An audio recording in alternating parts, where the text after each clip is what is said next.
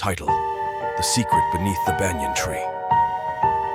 My name is Afu, and I live in a small village surrounded by ancient banyan trees. That old banyan tree is the symbol of our village, as well as an object of reverence in our hearts. Yet it conceals a chilling secret. It was a full moon night when an elderly man in our village passed away. According to custom, his coffin was to be kept in his home for 3 days before the funeral ceremony under the banyan tree. As his distant nephew, I was tasked with keeping vigil.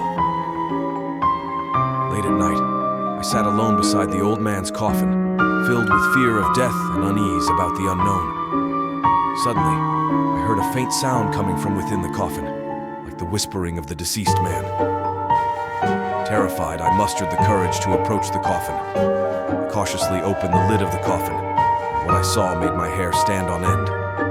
The old man's body was nowhere to be found, leaving only an empty set of clothes. Panic-stricken, I looked around and noticed a large crack had appeared beneath the banyan tree.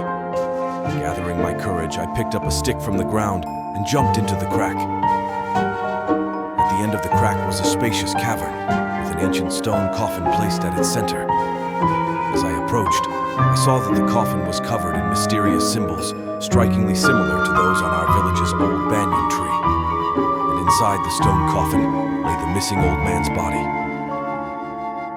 Horror-stricken, I realized the secret beneath the banyan tree. Apparently, the tree served as a gateway between the worlds of the living and the dead, and those mysterious symbols were the keys to unlocking this gateway.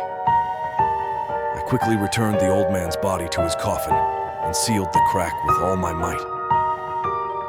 From that day on, I never ventured near that old banyan tree again, and that horror secret remained deeply buried in my heart. However, every time I see that old banyan tree, I am reminded of that terrifying night and the secret hidden beneath it. I know that secret will never be forgotten. It will stand guard, like that old banyan tree, forever at the boundary between life and death in our village.